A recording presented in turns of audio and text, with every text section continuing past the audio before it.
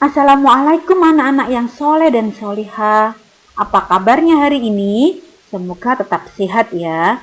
Anak-anak, hari ini ketemu dengan Bu Nurul pada pembelajaran tema 7 subtema 1. Siapkan catatannya dengan baik. Assalamualaikum anak-anak, apa kabarnya hari ini? Semoga anak-anak senantiasa dalam keadaan sehat walafiat. Anak-anak, bertemu Bu Nurul kembali dalam pembelajaran tema 7 subtema 1. Simak dengan baik-baik, siapkan catatannya. Kita akan belajar tema 7. Indahnya keragaman di negeriku. Dengan subtema 1, keragaman suku bangsa dan agama di negeriku. Tentunya akan banyak pelajaran yang akan kita pelajari pada tema 7 hari ini. Faktor yang mempengaruhi keragaman di Indonesia. Anak-anak, keragaman di Indonesia ini dipengaruhi oleh yang pertama agama, yang kedua suku bangsa, dan yang ketiga bidang pekerjaan. Keragaman agama terjadi karena letak Indonesia yang strategis sehingga menjadi jalur perdagangan dari berbagai negara. Pedagang dari Arab, India, Cina, dan negara-negara lain. Sedangkan keragaman suku bangsa terjadi dikarenakan negara Indonesia merupakan negara kepulauan yang menyebabkan munculnya beragam suku di Indonesia. Sedangkan keragaman bidang pekerjaan dikarenakan kondisi alam dan kebutuhan manusia.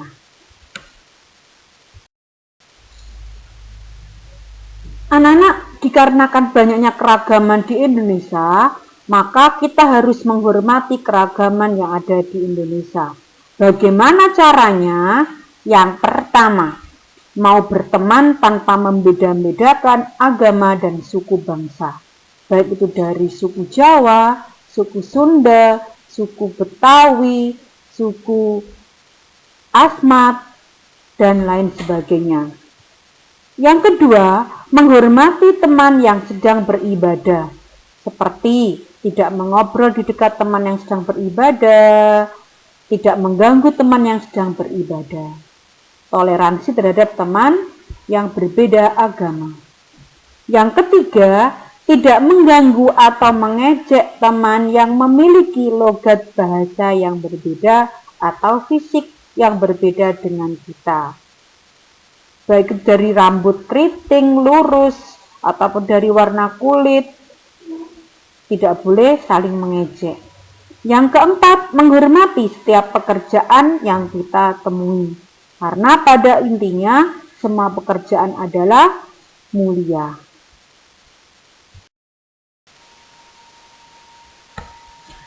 Melestarikan bahasa daerah.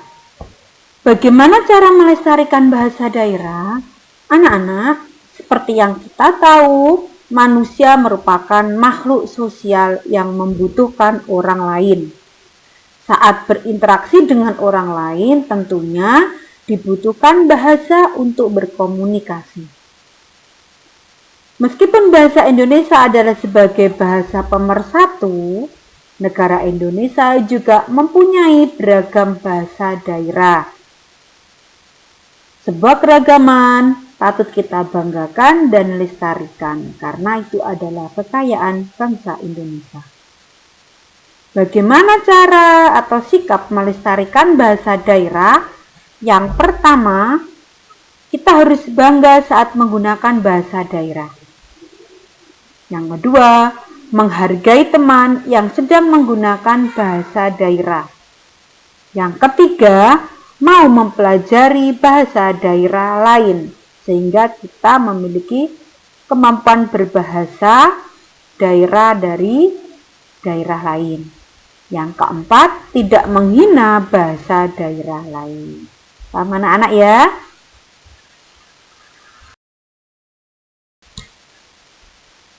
Anak-anak, Indonesia memiliki keragaman agama dan kebebasan beragama. Ada 6 agama yang diakui oleh pemerintah.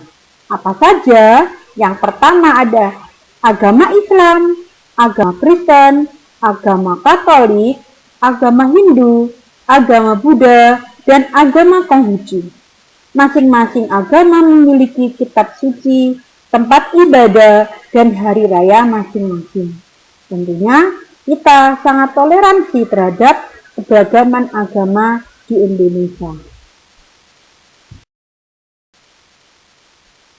Anak-anak, sudah tahu kan faktor yang menyebabkan keragaman suku, bangsa, bahasa, daerah, dan agama di Indonesia? Semoga anak-anak dapat memahaminya dengan baik.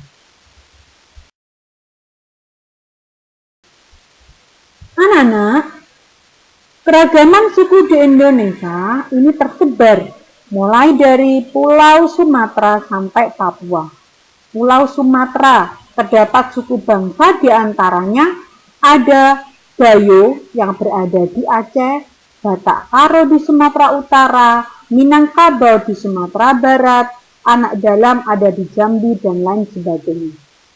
Pulau Jawa, Betawi ada di DKI Jakarta, kemudian suku Sunda di Jawa Barat, Baduy di Banten. Suku Jawa ini menyebar di Jawa Timur, Jawa Tengah, Yogyakarta. Kemudian Madura merupakan suku yang berada di Jawa Timur, Osing dan Tengger merupakan suku yang berada di Jawa Timur. Pulau Bali, NTT dan NTB ini terdapat Bali Aga merupakan suku yang terdapat di Bali, suku Sasak di NTB, suku Alor di NTT. Pulau Kalimantan ada suku Tidung di Kalimantan Utara, suku Dayak di Kalimantan Barat, suku Banjar di Kalimantan Timur, suku Dayak Pakumbai di Kalimantan Tengah dan Kalimantan Selatan. Kemudian Pulau Sulawesi ini ada suku Bugis ada di Sulawesi Tenggara, Toraja di Sulawesi Selatan, suku Mandar ada di Sulawesi Barat, dan suku Ampana di Sulawesi Tengah. Di Pulau Maluku terdapat suku Ambon, suku Seram, dan lain sebagainya yang tidak tertulis di sini. Di Pulau Papua ada suku Dani, suku Asmat.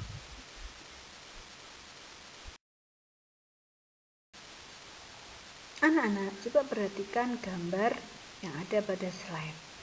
Gambar-gambar ini merupakan contoh-contoh suku dan adat kebudayaannya yang ada di beberapa provinsi di Indonesia. Misalnya Jawa Timur, Jawa Tengah, Jawa Barat, DKI Jakarta, Nangro Aceh Darussalam, Nusa Tenggara Timur, Nusa Tenggara Barat, Kalimantan Selatan, dan Kalimantan Utara.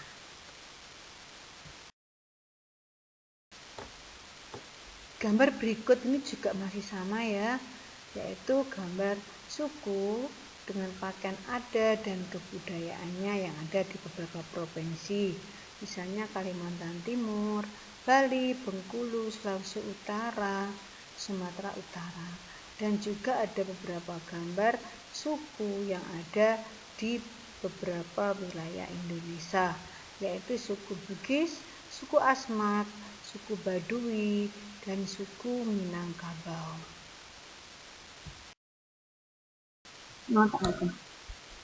Keragaman bahasa daerah di Indonesia. Keragaman suku bangsa ini mempengaruhi keragaman bahasa daerah di setiap wilayah. Bahasa daerah ini merupakan alat komunikasi yang digunakan oleh suku-suku tertentu pada daerah tersebut.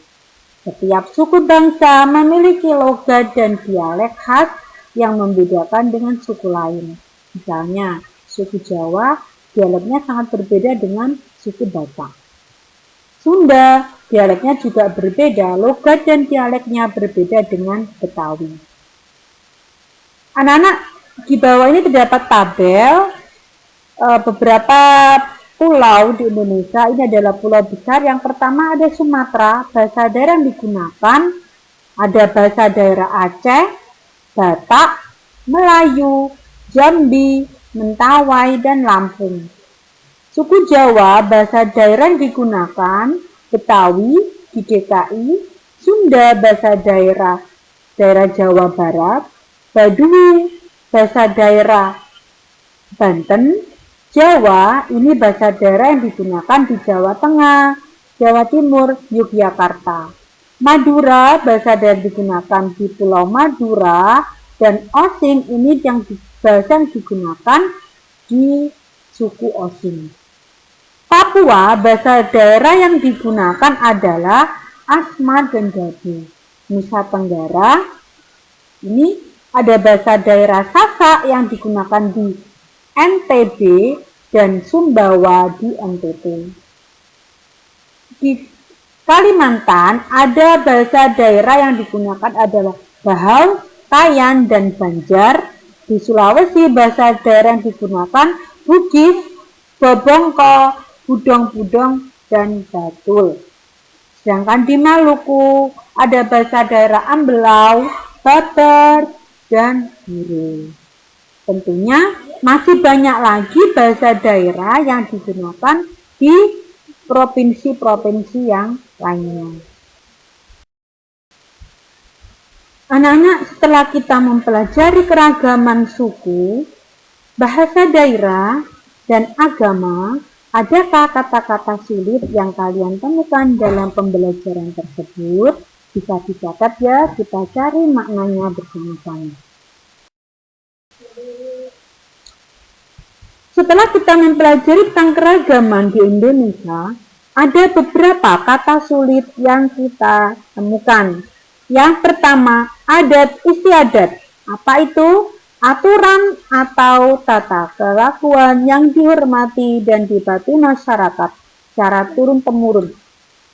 Keberagaman merupakan suatu kondisi dalam masyarakat yang terdapat banyak perbedaan dalam berbagai bidang.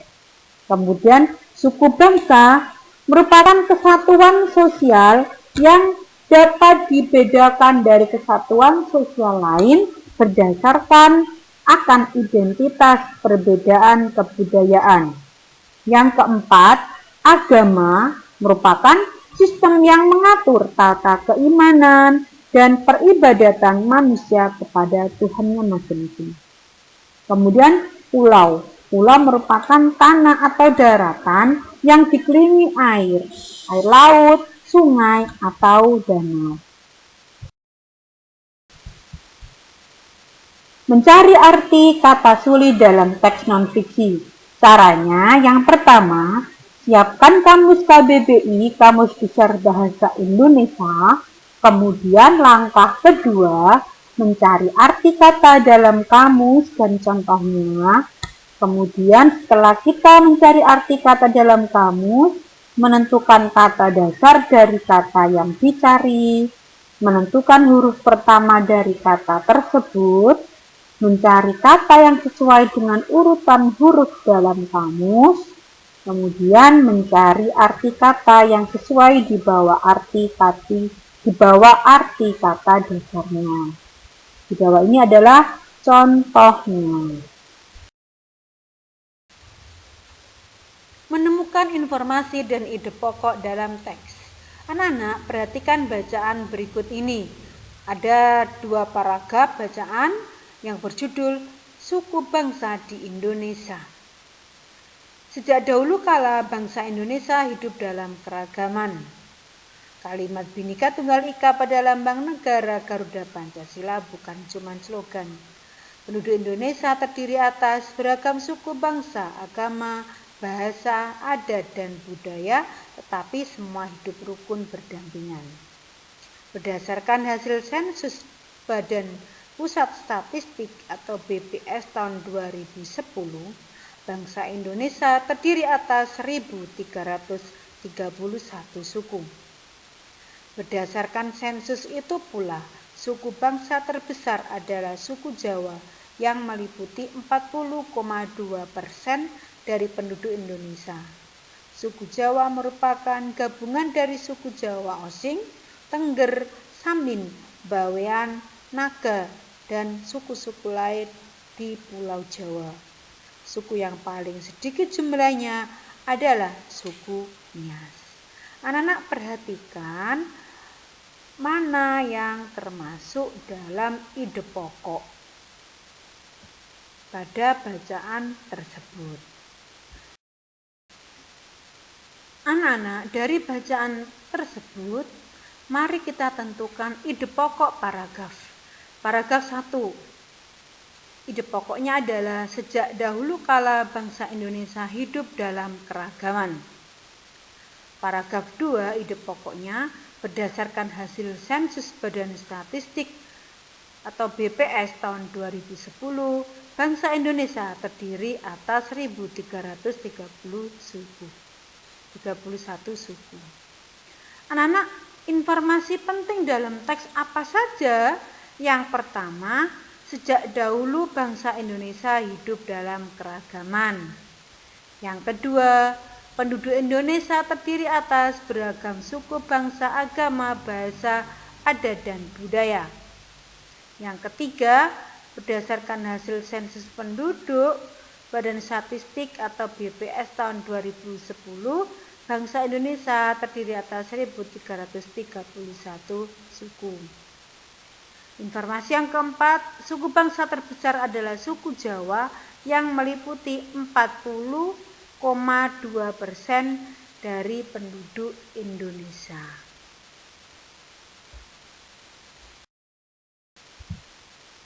Menyajikan informasi teks dalam bentuk peta pikiran. Anak-anak, ini adalah contoh peta pikiran yang terdapat dalam sebuah bacaan. Keragaman di Indonesia ini merupakan pokok pikirannya. Kemudian yang pertama ada suku bangsa. Suku bangsa diantaranya suku Jawa, Sunda, Batak, Minang, Asmat, Sasak, dan lain-lain. Bahasa daerah, bahasa Jawa, Osing, Sunda, Betawi, Batak, Lampung, dan lain-lain. Kemudian budaya atau adat istiadat di Indonesia, sekaten, ngaben, kedek besi, upacara kasada, kedek putih, dan lain sebagainya. Agama di Indonesia ada 6, Islam, Katolik, Kristen, Hindu, Buddha, dan Konghucu. Ini adalah contoh bentuk peta pikiran dalam teks.